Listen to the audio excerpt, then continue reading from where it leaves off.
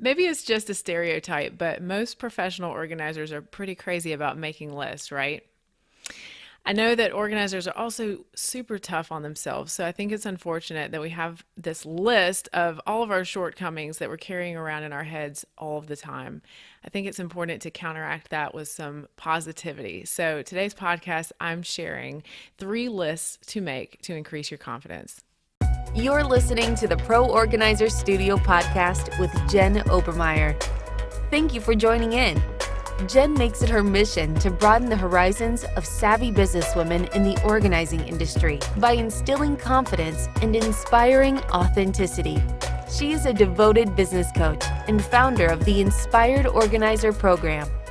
Each week, you'll gain new insight into strategies designed specifically for professional organizers.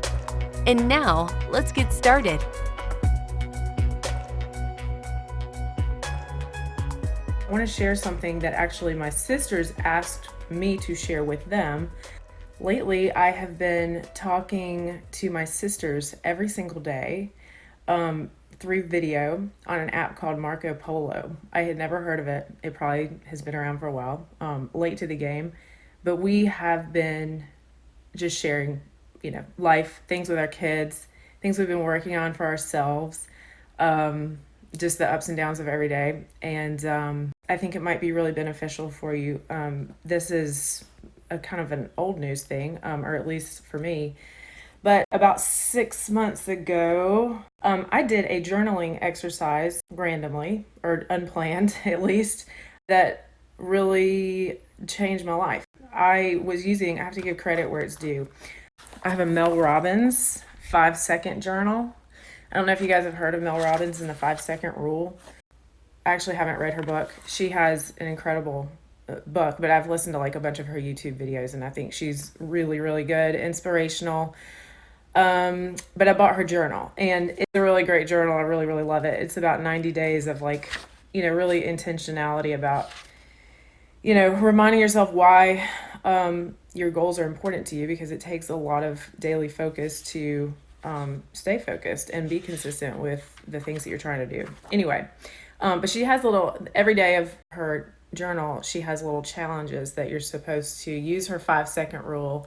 Don't overthink it. 5, 4, 3, 2, 1, go do it. So, one of the day's challenges was make a list of all of the incredible kick-ass things that you've done in your life. And I was like, okay, sweet. I can do that. It'll probably take me, 10 or 15 minutes? Okay, so that's where this story begins. I spent an hour and a half, long time, starting that list of accomplishments and kick-ass things. Actually, what is exactly it said? Yeah, just incredible kick-ass things you've done in your life. And I just want to kind of share this with you because, as I told my sisters, this is now one of my most treasured sort of possessions or things that I've done, is having this list now, because the end result was being able to see some patterns about things that made me happy and made me proud of myself. And it helped me see some next steps for, my personal growth and my business at that point that I wasn't exactly aware of before. So if all you want to do is hear the end of my story, what I was able to decide based on doing this exercise was that I wanted to get a real certification in business coaching. So I made that decision because it was so obvious to me that that was the thing to do based on this exercise. I researched my options. I found the one I wanted and did my application. And,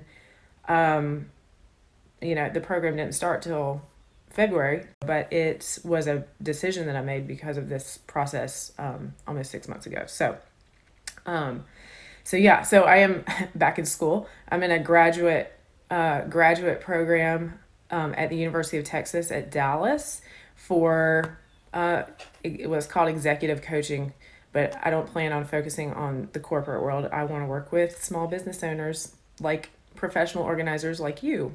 So that is the end of my story, but I want to tell you how I got to that point and why this exercise was so life changing. So what I did, because I like to be so strategic and organized about how I approach things, um, is when I was going to write all my kick-ass things that I've done in my life, I put numbers on the page from 1 to 34. I was 34 then, I'm 35 now, so I added some already.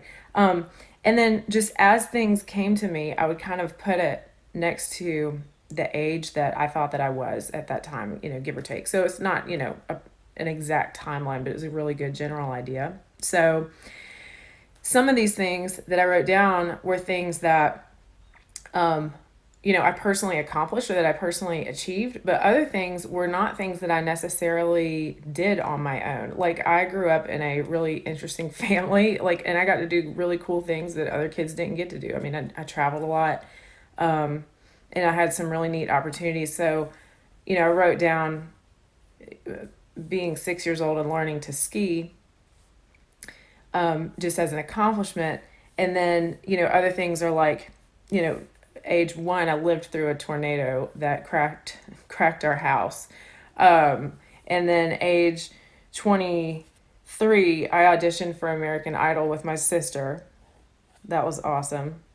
And then just like age 19, I lived in New York City for a summer. Just like all the things that came up that were just like really stand out, no matter whether they were things that I would consider a personal accomplishment or not. So not only was this a list of my personal accomplishments, like awards that I won and, just major milestones that I reached, but it ended up being a list of things that I was grateful for, largely because of, who my parents were and the family that I grew up in and just our uniqueness.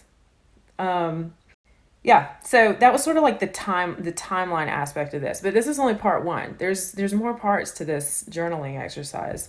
As I go, more recently in the last few years, a lot more of it is cool stuff. Like I saw the total eclipse with my kids a couple years ago. That was amazing. Like I would remember that for the rest of my life. And then just things that I was, extra proud of about Pro Organizer Studio and my work. Kick-ass, amazing things. So basically, if you make a list of all the numbers of years that you have lived so far and once you start thinking of these things, like more and more will come to you. So I would just skip all over the place. Like sometimes I would remember something more recent and then sometimes I would remember something in high school. So, all right. So that's part one. Part two is I realized that there were a lot of things that I felt like were awesome, that I was proud of, that weren't necessarily something that went with a year of my life. So, for example, I was really involved I came from a very musical family. I was really involved in all kinds of music that I wouldn't necessarily consider like playing piano. That doesn't go with like a specific time point in my life, but it goes with just general skills and things that I worked hard on. So, over to the side, I made a separate sort of section where I just hit like topics. Like music was a topic and I filled in everything that came to mind with that. Like I got to sing solos at church, just things that were unique and different. I wrote down academics, things that came to mind about academics, things about art, which I was really into in high school and college, things more about travel, just like general places that I got to go with my family and places that I travel with my husband now. I have a whole separate list that I do maintain of places that he and I have been, just so we don't forget. I wrote down an athletic category. That was hilarious because I was like, I don't consider myself athletic, but when I made a list of like everything that I did do, like I did gymnastics as a kid, I ran track in middle school, even though I wasn't good at it. I found out that I loved dance way late in my life because I always thought that I was super uncoordinated. Just turns out that I'm just a little bit slow, but I can be coordinated. I just have to practice. I have to be able to see the instructor. I got a Pilates certification later in life. So it's like once I put it all in a category, I'm like, wow, I'm not unathletic. I just didn't really find my thing until I was grown. So I kind of was able to like let go of that feeling of I didn't think I was an athletic kid. I definitely didn't like doing team sports. So I always thought I'm not into that stuff. But then when I looked at it, I realized I did have a lot more accomplishments in that area. Then I made a category for leadership, like just kind of general things like leadership roles that I've had, like I had in my sorority in college, like work related things, um, youth group and church when I was growing up. I made a category for impact, which was just a sort of a general, actually, it's a general category, but really the main thing on it is the reach that I've been able to have through Pro Organizer Studio, which still shocks me, still amazes me. And then I put another category for self-taught. So I realized that there were a lot. I have taught myself how to do a lot of stuff, like cooking. I learned all on my own. Um, Photography, graphic design. So anyway, so those are things that don't exactly go like on the timeline of my life because they cover like a lot of years, but that is something separate that I felt like was really, really valuable to this exercise. So that was part two. Part three is there was something that inspired me when I was doing this, like looking at the timeline and then just kind of looking at those general categories. Something inspired me, like, what are the things that I, out of everything, am most proud that are on this list? And I put a star next to about 8 things in my timeline that I just felt like above and beyond. Like I look back and I'm like, wow, I'm like proud to tell people that. And even if I wouldn't share it with somebody, that I am so personally proud of this item, or that it had like a really big impact on my future. I wasn't exactly sure why I was putting the stars there, but I'm going to get to that in a second. So I made about 8 stars. It was kind of humorous to me because I realized, and then I asked myself why I felt like those things were the things that I was really proud of, because there were other things on the list that I didn't put a star next to that I think other people would have thought were really cool. And I realized the reason why is because I truly, with those things that I put a star next to, went above and beyond what was called for in terms of like going out of my comfort zone to do the work and to get better and to practice hard. Like, I'm not going to share my particular things, but there were things that I, basically, I had to work hard. I couldn't just show up and wing it, which fortunately or unfortunately, depending on how you look at it, a lot of these things did come easy to me and I didn't have to practice hard.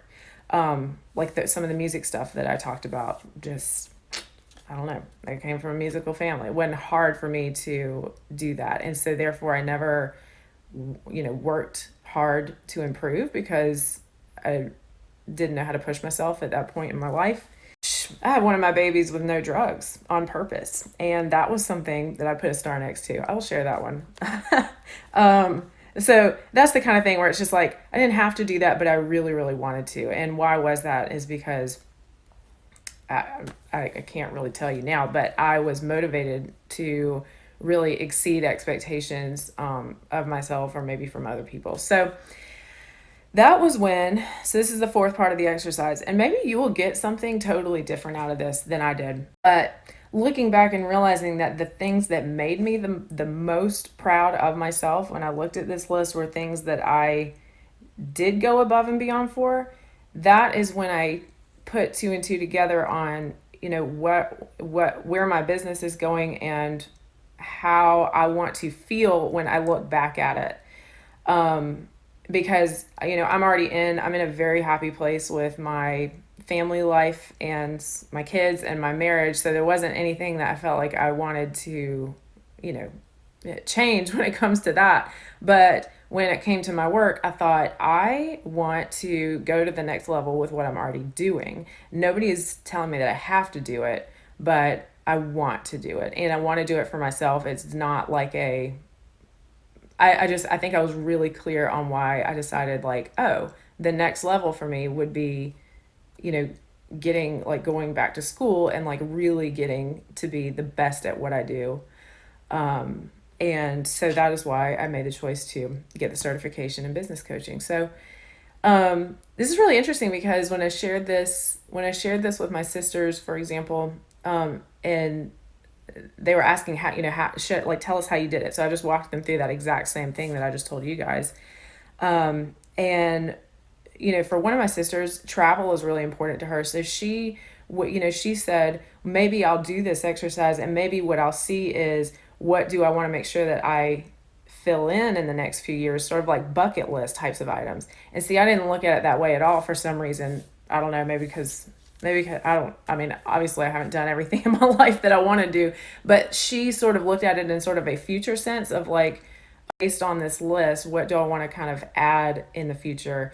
And I looked at it sort of as through the past, like what is the pattern here that can inform what I should do with my future? Let me know if that makes sense. But anyway, maybe you'll have a totally different way of approaching it or might get something different out of it. But at the end of the day, I have to say that if you are anything like me, and you probably are, we're so hard on ourselves, and we are so perfectionistic and want to be great at so many things.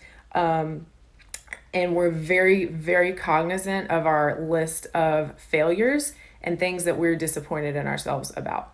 I could make that list, and I guess I do make that list in my head much more easily than focusing on the things that I was, just are awesome, that were awesome about the way I was raised and what I've gotten to do, and what I have accomplished. So just doing this, even if you don't get some big aha moment out of the end, is going to put your heart in balance. That's a real thing.